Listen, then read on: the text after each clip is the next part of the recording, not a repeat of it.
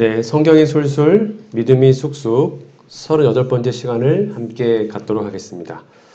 지난주에 우리 여호수아서를 마쳤고요. 오늘부터 사사기란 책을 간단히 좀 살펴보도록 하겠습니다. 잠깐 좀 복습을 하면 이 여호수아라는 책은 하나님의 가나안 땅을 다 정복하고 다 분배함으로 그 책은 이야기가 끝납니다. 마지막 그 24장에서 여호수아가 백성들을 다 부른 다음에 너희들 언약을 갱신하자라고 호소하지 않습니까? 그때 백성들이 할 수 있습니다 라고 대답을 합니다. 그때마다 여호수아는 백성들이 결심할 때마다 3번씩이나 안 된다, 너희는 안 돼, 안 돼라고 반박했다고 제가 설명을 드렸습니다. 그 이유가 뭐라 그랬죠? 기억나시는지요? 영구적인 개혁을 행하기에 앞서 백성들은 저희 스스로는 하나님께 순종할 능력이 없다는 사실을 깨달아야 하였다. 그러니까 백성들이 너 말씀 잘 지킬 수 있냐라고 물어봤을 때 제 힘으로는 안 됩니다라고 대답해야 되는데 할 수 있습니다 라고 했을 때 여호수아는 안 된다니까 네 힘으로 안 돼 라고 3번이나 반박을 합니다. 그들이 하나님의 완전한 율법의 요구에 응할 수 없으므로 스스로 하나님을 섬기겠노라고 생각한 것은 헛된 일이었죠. 그것을 깨달아야만 내 힘으로 안 되는구나. 하나님 함께 하시면 가능하다. 그걸 알아야지 언약을 갱신할 수 있습니다. 그래서 우리 지지난주에 말씀드리기를 여호수아 24장 19절에서 여호수아가 백성에게 이르되 너희가 여호와를 능히 섬기지 못한다라고 계속 얘기를 합니다. 이 부분을 성경 주석은 말하기를 너희가 여호와를 능히 섬기지 못할 것이라는 선언은 스스로는 하나님의 계명에 순종할 수 없는 인간의 도덕적 무능력을 의미할 수 있고요. 그래서 너희 자신 힘으로는 결코 여호와를 섬길 수 없다라고 인정할 때 비로소 하나님을 바라봄으로 진정한 믿음으로 말미암아 구원을 경험할 수 있다라고 설명을 드렸습니다. 자, 이제 사사기라는 책을 좀 여러분 펴 놓으시고 오늘 좀 사사기를 다 살펴볼 텐데요. 사사기라는 책에 보면 여러분 사사라는 말 좀 들어보셨나요? 사사가 뭐 하는 사람이었죠? 이 사사라는 말은 성경에만 쓰여져 있고요. 오늘날에는 거의 사용하지 않는 단어입니다. 한마디로 사사는 왕, 그 당시의 왕이라고 보시면 되는데 하지만 왕과는 조금 다른 점이 있었습니다. 왕은 한 지파에서만 나왔고 그 다음에 아들에게 세습됐잖아요. 근데 사사는 여러 지파에서 다양하게 나왔고 세습이 되지 않았습니다. 그래서 사사 한마디로 뭐라면 요겁니다. 다스림에 있어서는 왕의 역할을 합니다. 왕처럼 통치하는 거예요. 근데 기별에 있어서는 선지자예요. 그래서 백성들을 돌이키고 회개시키는 역할을 하는 것이 사사였습니다. 그러니까 왕이면서 선지자, 행정과 종교적 영향력을 미치는 사람이 사사였는데 이 사사기도 이스라엘의 역사서에 포함됩니다. 여러분 기억나시는지만 역사서를 해석하는 것이 방법이 뭐라 그랬어요? 역사서를 읽다가 잘 모르면 어디로 가야 돼요? 신명기.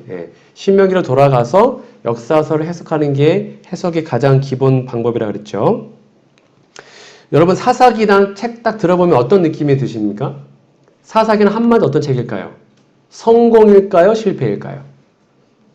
사사기는 가나안 땅에 이스라엘 백성들이 정착하면서 철저하게 실패한 이야기가 기록되어 있습니다. 사사기는 실패의 책입니다. 그래서 우리는 이 사사기라는 책을 배움으로써 오늘날 우리를 반면교사로 삼아서 우리는 그렇게 살지 않으면 되는 것입니다. 자, 사사기 1장 20절로 가보겠습니다.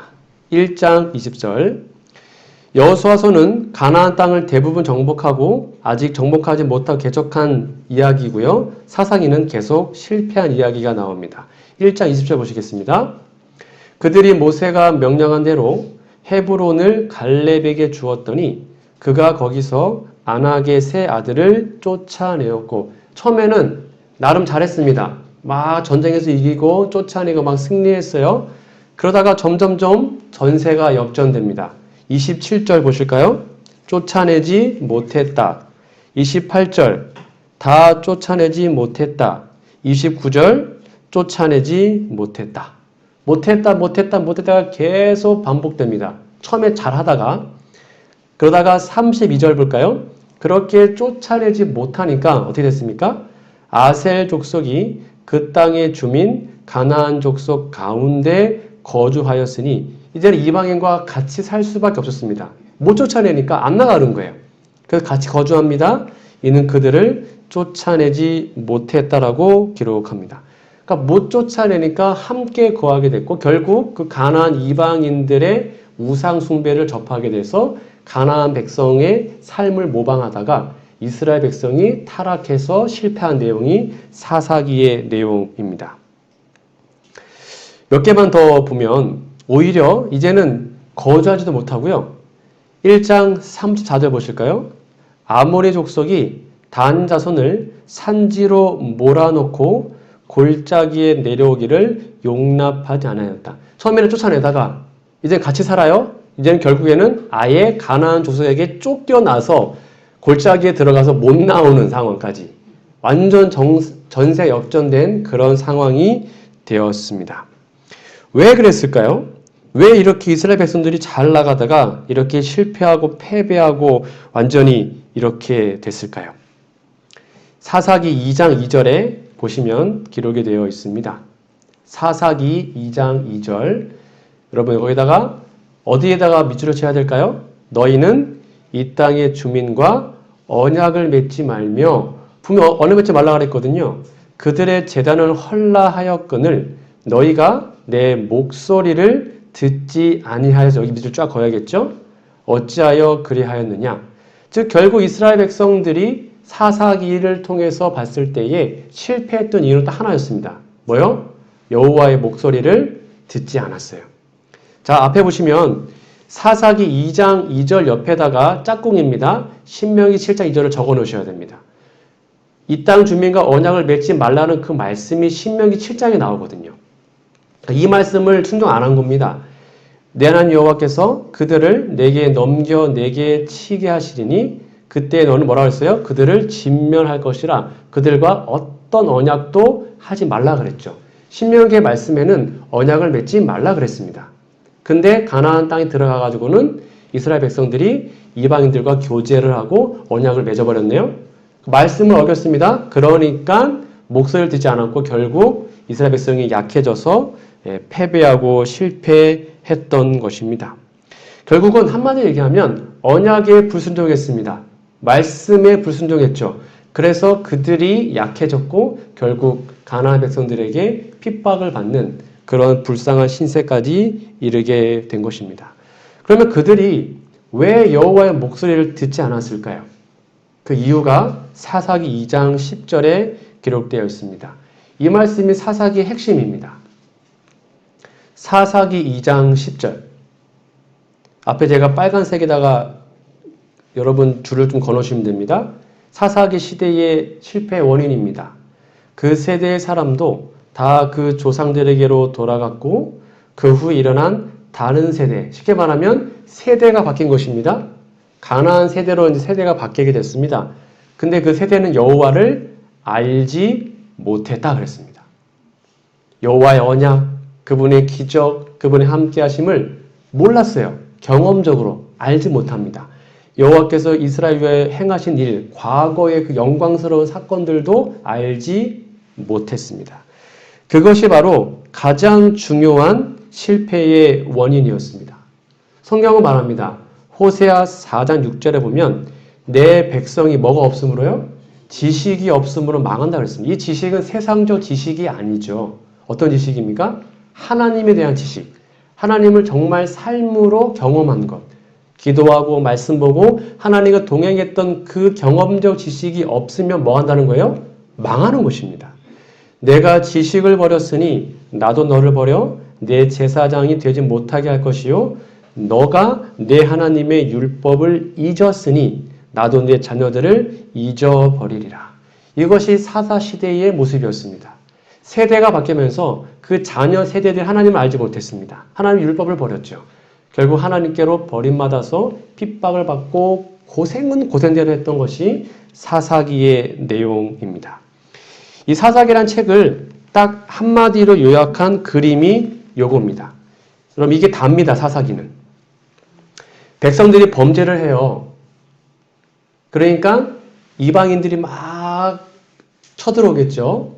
하나님 이방을 통해서 그들을 징계합니다. 벌을 받습니다. 핍박을 받아요. 그러니까 어떻게 해요? 정신을 차립니다. 하나님 도와주세요. 회개를 합니다. 회개한 하나님이 사사를 보내요. 그래서 사사가 다 무찌른 다음에 구원을 합니다. 그러다가 사사가 살 동안은 잘 지내요. 그 사사가 죽습니다. 그 다음 또 어떻게 될까요? 또 범죄합니다. 그리고는 범죄하니까 하나님이 또 징계를 합니다. 그리고 하나님 어떻게 하면 좋겠습니까? 회개에 도와주세요. 살려주세요 하니까 또 사사를 보내요. 그리고는 사사가 다 무찌르고 구원받습니다. 그리고 또 잘 살다가 사사가 죽어버리네요. 그 다음에 또 범죄합니다. 요거예요. 요거 악순환이에요. 요게 계속 반복됩니다. 사사기는 여기 다예요. 범죄합니다. 거기 하나님이 징계를 하고 그 징계받고 회개를 하고 다시 구원을 받고 또 범죄하고 이게 계속 반복되는 게 사사기의 전부예요. 간단하죠? 요거를 이해하시고 사사기를 오늘 좀 살펴보도록 하겠습니다. 이렇게 반복되는 사사기의 모습을 말하면서 사사기의 결론이 참 재밌습니다. 이 사사기 21장 25절 요게 사사기의 결론인데요. 그때에 이스라엘에 왕이 없으므로 사람이 각각 그 소견에 옳은 대로 행하였더라. 이게 사사기의 결론이었습니다. 여러분 그 당시에 이스라엘에 왕이 없었습니까? 왕이 있었어요? 없었어요? 왕이 있었습니다. 왕이 누구였죠? 사사시대의 왕이 누구였습니까? 이스라엘의 왕. 하나님. 이스라엘의 사사시대의 이스라엘의 왕은 하나님이었어요. 신정 국가였습니다. 하나님이 왕이었단 말이에요. 그리고 여호수아나 모세 같은 사람들은 하나님의 그냥 뜻을 받아서 집행할 뿐이었죠. 근데 사사기는 왕이 없었단 말이 뭐냐면 이스라엘 백성들이 왕이 하나님을 철저하게 버리고 그 소견, 쉽게 말하면 지 마음대로 자기 마음대로 살았다. 그게 사사기의 핵심입니다. 오늘날 우리의 모습과 오늘날 뭔가 세상의 모습과 참 흡사한 것 같습니다. 분명히 하나님이 통치하시는데 그냥 자기 마음대로 사는 게 오늘날 세상이지 않습니까? 그게 사사시대와 똑같습니다. 오늘은 이 사사기의 실패 원인을 좀 살펴보고 오늘날 우리의 삶에 이런 모습이 나타나지 않기를 바라는 마음으로 사사기의 전체의 모습을 좀 살펴보도록 하겠습니다. 첫 번째 실패 원인은 아까 말한 것처럼 하나님의 말씀에서 떠날 때는 분명히 실패합니다. 아까 다시 한번 볼게요. 사사기 2장 2절과 3절입니다. 너희는 이 땅 거민과 언약을 세우지 말며 그들의 단을 헐라하였거늘 너희가 내 목소리를 청종치 아니하였도다. 즉 그들이 타락했던 가장 근본적 이유는 뭐라고요? 하나님의 말씀에서 떠났습니다. 말씀에 불순종했습니다. 그러면 곧 멸망이고 정말로 힘들게 삶을 살아가게 됩니다. 분명히 가나안 거민과 언약을 세우지 말라 그랬습니다. 그들의 단을 헐라 그랬죠. 근데 그렇게 하지 않았을 때에 여기 보실까요? 그렇게 하지 않으면 그들이 너희 옆구리에 가시가 될 것이며 그들의 신대 너희에게 올무가 된다라고 얘기합니다. 가시가 되고 올무가 되는 삶. 얼마나 비참하고 힘듭니까? 이렇게 비참한 결과를 낳게 됨에도 불구하고 왜 그들은 계속 불순종하고 그들을 쫓아내지 않았을까요? 첫 번째 이유는 이겁니다. 사사기 1장 19절입니다. 여기 보시면 여호와께서 유다와 함께 하신 거로 그가 산지 거민을 쫓아내었으나 골짜기의 거민들은 철병거가 있으므로 그들을 쫓아내지 못했다라고 기록합니다. 이게 무슨 말이냐면 이스라엘 백성들이 아직까지도 자신들의 삶의 영적 비하, 즉 나는 메뚜기다. 쟤는 너무 강해요. 우리 힘으로 안 돼요. 그것이 그 당시에 그 다음 세대의 모습이었습니다. 그래서 뭐라고 핑계대는 거예요? 거기 철병거 있는데요. 우리 힘으로 안 돼요. 우리는 병거도 없고 말도 없고 우리 힘으로 못 하는데요. 하고는 자기의 영적 비하를 하고 결국 그렇게 쫓아내지 않았습니다. 그게 첫 번째 이유였고요. 근데 또 다른 이유가 있습니다. 그게 뭐냐면 사사기 1장과 2장을 쭉 읽어보면 쫓아내지 못했던 지파도 있고 힘이 센 지파가 있었습니다. 충분히 싸워서 이길 수 있어요. 그래서 쫓아낼 수 있었습니다. 그런데 쫓아내지 않았던 사람들도 있습니다. 보세요. 사사기 1장 28절 볼까요? 앞에 보시면 조금 뉘앙스가 다릅니다. 이스라엘이 강성한 후에야 가나안 사람에게 사역을 시켰고 다 쫓아내지 아니하였더라. 아까는 쫓아내지 못한 거고요. 이거는 쫓아내지 않았대요. 이게 무슨 말이에요? 쫓아낼 수 있었는데 그렇게 안 한 것입니다. 아는데 안 했어요. 왜 그랬을까요? 그 부분을 재림께 주서 이렇게 설명합니다. 히브리인들이 우세한 지역, 즉 힘이 있어요. 쫓아낼 수 있어요. 근데 그런 지역에서조차도 자신들의 촌락이나 농장에서 계속 살 수 있는 특권을 얻기 위해 강제 노역을 감수한, 이게 그 말이에요. 사역시켰다는 게 그 말입니다. 수많은 가나안 사람들이 계속 머물러 있도록 허용했다. 쉽게 말하면 그들을 종으로 삼은 것입니다. 내가 뭔가 하면 힘들잖아요. 그러니까 쟤네들을 노예 삼아가지고 우리 일을 대신시킨 것입니다. 이게 그 말이에요. 강제 노동. 이 때문에 초래된 이스라엘 종교와 도덕적 위기가 사사기 후기 역사에 명백하게 나타낸다. 쉽게 말하면 쫓아낼 수 있고 다 멸할 수 있는데 안 한 것입니다. 왜요? 아까워서. 쟤네들을 노예 삼으면 내가 밭 안 갈아도 되고 내가 고생 안 해도 되잖아요. 그러니까 쫓아내지 않고 노예를 삼아가지고 일을 시켜 먹은 것입니다. 하나님 분명히 그렇게 하지 말라 그랬거든요. 근데 자기가 편하기 위해서 그들을 쫓아내지 않고 노예 삼아서 일을 시켜 먹은 거죠. 근데 결국 그게 뭐가 됐다고요? 자신의 옆구리에 가시가 되고 올무가 된 것입니다. 여러분, 하나님의 말씀에 전적으로 순종하여 그것을 버리자니 좀 아까운 거 있지 않습니까? 이거를 다 순종하면 아까운 거예요. 얘네 그랬어요, 얘네가. 다 순종하려니 아까운 것입니다. 아예 노예 삼으면 참 좋은데 왜 다 죽여야 되나? 불쌍한데 그냥 노예 삼을까? 이렇게 했다는 것입니다. 우리 삶에도 그럴 수 있어요. 내가 하나님의 말씀에 철저하게 순종하면 뭔가 좀 나에게 손해가 오는 것 같고 아까운 게 있을 수 있습니다. 그래서 두리뭉실하게 대충 순종하는 것이죠. 근데 그렇게 하면 이스라엘 백성처럼 망하는 것입니다. 실패하는 것이죠. 우리가 말씀에 100% 순종하지 않으면 분명히 실패할 것입니다. 분명히 그렇게 되어 있습니다. 그래서 사사기의 첫 번째 실패 원인은 말씀에 떠났을 때 실패했다. 우리는 그렇게 되지 않기를 간절히 바랍니다. 두 번째입니다. 왜 실패했는가? 그들은 진정으로 회개하지 않았기 때문에 실패했습니다. 이 말씀을 보고 참 마음에 와닿은 게 많았습니다. 여러분 사사기 2장 4절 5절을 좀 보시겠습니다. 여기 보시면 재밌는 이야기가 나오는데요. 여호와의 사자가 나타났습니다. 그래서 너희들 이러면 안 된다라고 막 견체의 기별을 막 퍼붓습니다. 그러니까 듣기 싫은 소리 들은 거죠. 그때 백성들의 모습을 보시면 여호와의 사자가 이스라엘 모든 자손에게 이 말씀을 이르면 이 말씀이 너 이러면 벌받고 저주받고 혼난다 하는 말을 들은 거예요. 백성이 소리를 높여 울었습니다. 그러므로 그곳을 이름하여 보김이라 하니라. 우리가 거기서 여호와께 제사를 드렸더라. 여러분 여기 보김이라는 단어의 뜻은 우는 자들이라는 것입니다. 그러니까 그 지역에서 막 너무 많이 우니까 아예 지역 자체를 보김이라고 바꿔버렸어요. 말씀을 듣고 울었습니다. 그리고 운 다음에 그들이 거기서 뭘 드렸어요? 여호와께 제사 드렸습니다. 그럼 이들이 울었던 그 눈물의 의미는 뭘까요? 회개해라, 똑바로 살아라 말을 듣고는 울어요. 그리고는 제사 드립니다. 어떤 눈물이었을까요? 그러니까 다들 그렇게 생각하는 거예요. 아, 이거는 회개했다. 이건 회개 눈물이다. 그렇지 않아요. 이게 회개 눈물이 아니었습니다. 많은 사람들이 울었네?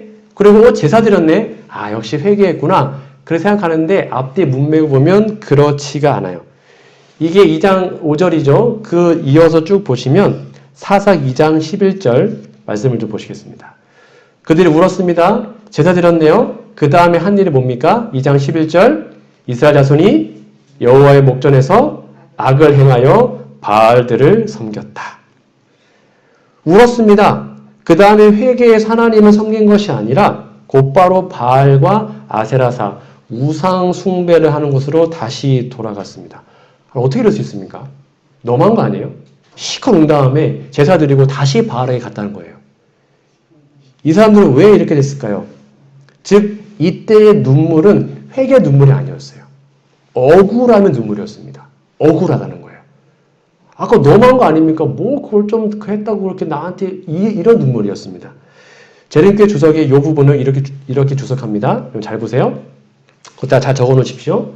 여호와의 사자가 퍼부은 단호한 책망으로 백성들은 울음을 터뜨렸다. 아까 말했죠. 울었어요.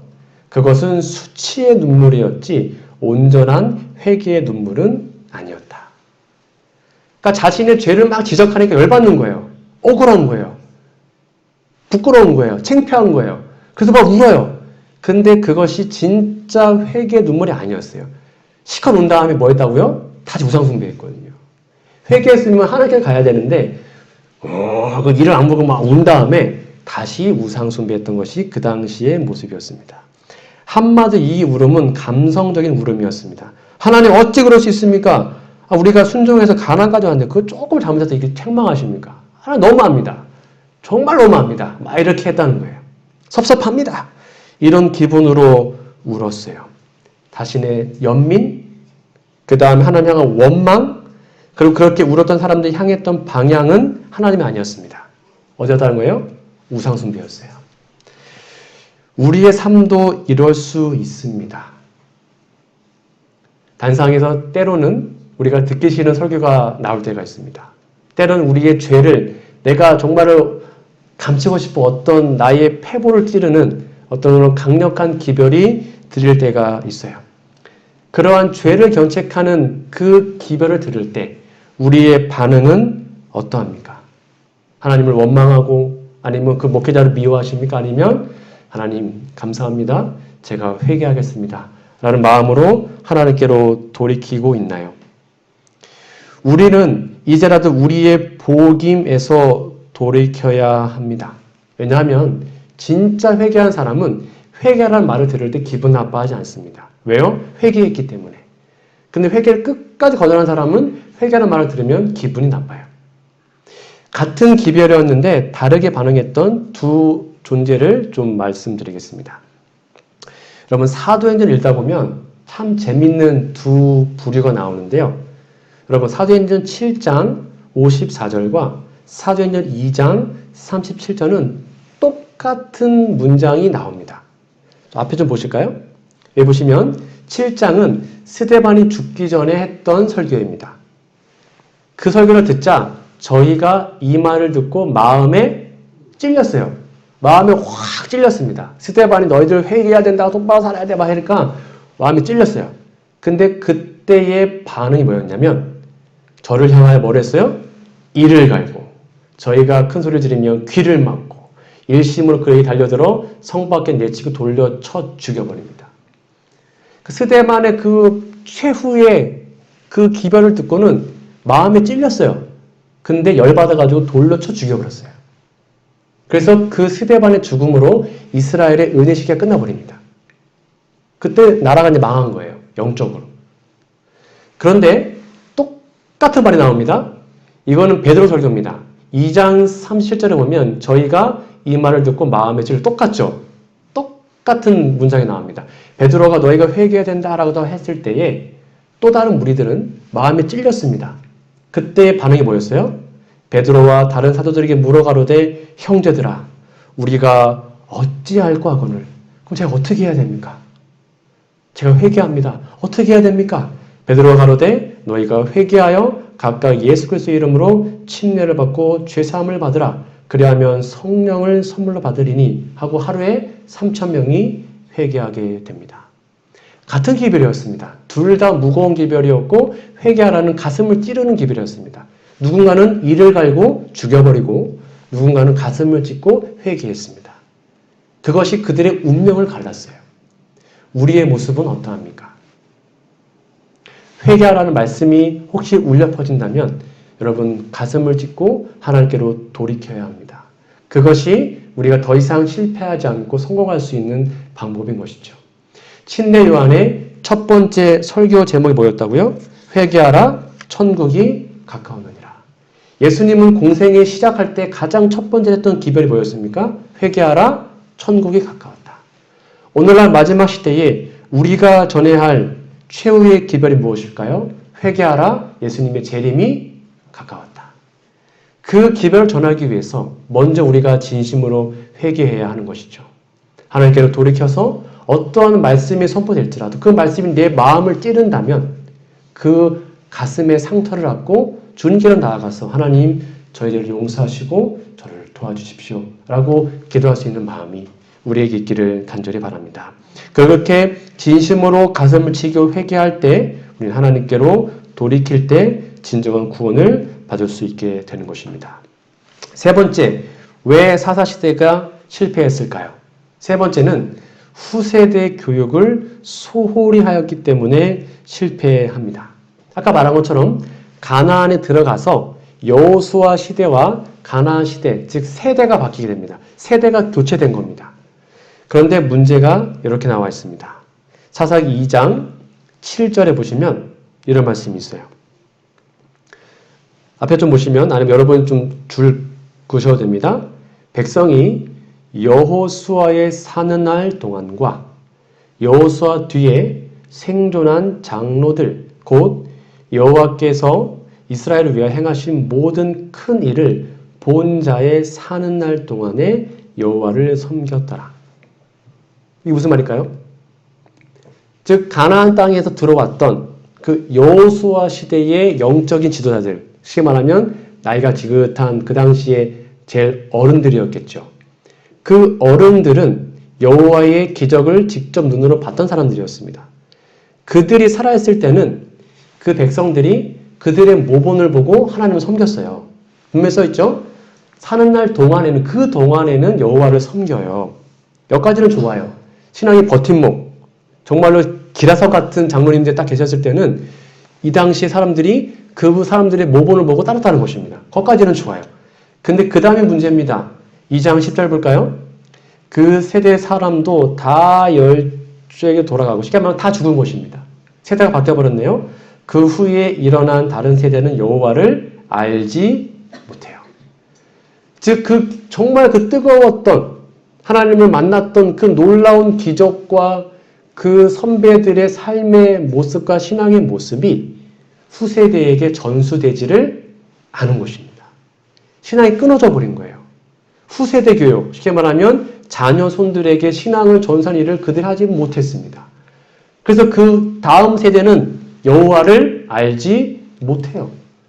그들의 기적, 언약의 말씀, 어떻게 기도하는지, 어떻게 하나님을 체험하는지를 몰랐어요. 당연히 그들은 실패하겠죠. 그것이 사사시대의 모습이었습니다.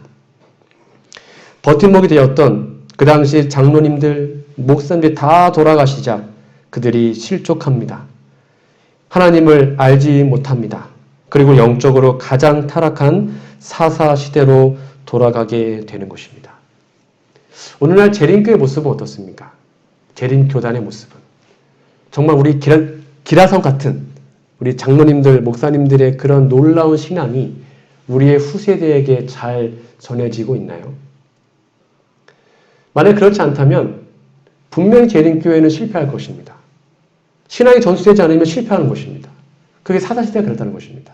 그런데 우리가 지금이라도 정신 차리고 우리의 신앙을 우리의 후손들에게 잘 전수한다면 우리에게는 희망이 있을 수 있는 것입니다. 화인여사의 글입니다. 자서전 196페이지입니다. 우리가 현 위치에 이르기까지 한 걸음 한 걸음 전진하며 여행한 우리의 과거 역사를 회고해 볼 때 나는 하나님을 찬양하고자 말할 수 있다. 주님께서 행하신 역사를 바라볼 때 나는 경탄과 우리의 인조다이신 그리스도께 대한 확신으로 충만해진다. 그 다음이 중요한데요. 여러분 잘 아시는 말씀이죠? 같이 읽어볼까요? 시작. 우리는 주님께서 우리를 인도해 오신 길과 우리의 과거 역사를 통하여 주신 그분의 가르침을 잊어버리는 것 외에는 미래를 위하여 두려워할 것이 전혀 없다. 과거에 있었던 그 하나님의 인도하심과 그 섭리를 잊지만 않으면 기억만 한다면 우리는 실패하지 않아요. 근데 그것을 잊어버리고 기억하지 못하고 우리의 후세대에게 전수하지 못하면 우리는 실패할 것입니다. 사사가 그렇다는 것입니다. 그러므로 가장 중요한 건 물론 다른 사람 전도 중요합니다. 필요해요. 그러나 우리의 후세대에게 우리의 신앙의 좋은 점을 알려주는 게 가장 중요합니다. 그것이 바로 우리가 해야 하는 것이죠. 여러분, 단순히 우리의 경험, 우리의 은혜를 그들이 맛볼 수 있도록 알려주고 젊은 세대들에게 살아있는 신앙교육을 하는 것이 우리의 진짜 해야 할 일임을 여러분 다시 한번 기억하시면 좋겠습니다. 여러분, 이게 재림교회 마크입니다. 제칠한시의 재림교회. 우리 재림교단은 여기 이제 어르신들도 계시지만 우리 60년대, 70년대만 해도 재림교회는 정말로 뛰어난 영적 유산이 있었습니다. 혹시 그게 뭔지 아십니까? 60년대, 70년대에 우리 재림교회의 별명이 뭐였을까요? 일반 타 교파에서 재림교회 장로님들 아니면 집사님 만나면 별명을 지어줬습니다. 뭔지 아세요? 성경 박사였습니다. 성경 박사. 그 당시에 재림교회 웬만한 장로님들, 웬만한 집사님들은 일반 교회 목사님하고 성경 토론부터도 다 이겼습니다. 진짜로 다 이겼어요. 그래서 재림교회 하면 성경 박사. 그게 그 당시에 별명이었어요. 물론 좀 안 좋은 별명으로 재림교회 하면 고춧가루 안 보는 교회 이렇게도 별명이 있었지만 좋은 쪽으로는 재림교회 성경 박사. 그게 그 당시에 아예 공공연한 별명이었어요. 그게 아주 좋은 문화유산이었습니다. 근데 오늘날 우리의 모습은 어떠합니까? 재림교회 하면 성경 박사가 맞나요, 지금도? 자, 생각해 보십시오. 네, 오늘날 우리의 별명도 좀 그랬으면 좋겠어요. 그래서 여러분들이 웬만한 개신교 목사님들은 그냥 안식일 예배로 탁 전했을 때 막 다 할 수 있고, 막 2300점을 줄줄줄 깨고, 다니엘만 다 꿰고, 막 이렇게 할 수 있죠. 아, 네, 아멘 했습니다. 네, 그게 우리가 회복해야 할 좋은 우리의 유산이었습니다. 말씀 연구 운동. 그렇게 여러분의 귀한 영적인 신앙의 모습들을 우리의 후세대에게 전수해주는 일이 우리 교회에 회복되기를 간절히 바랍니다. 그러할 때에 우리는 사사시대의 그 실패를 경험하지 않고 우리 교회가 좀 더 건강하고 튼튼한 교회로 성장하게 될 것입니다. 오늘 말씀의 결론을 맺겠습니다. 너무나 당연한 말씀이지만 이 혼란한 세상의 유일한 기준되는 성경 말씀, 언약의 말씀을 버리지 않고 그 말씀에 순종하시기 바랍니다. 그것이 성공하는 비결입니다. 두 번째, 우리의 복임에서 돌아서 진정한 회개를 해야 합니다. 그래야 실패하지 않습니다. 그리고 세 번째, 우리의 신앙을 우리의 후세대에게 잘 전수해줘야 합니다. 그래야 이 교단이 든든히 설 수 있을 것입니다. 이러한 사사시대의 실패가 우리의 삶에 나타나지 않고 이것을 반면 교사로 삼아서 우리의 후세대에게 잘 전수하여 우리의 교회와 우리의 교단이 정말 더욱더 튼튼하고 건강한 교회가 되기를 간절히 바라며 오늘 말씀을 마치도록 하겠습니다.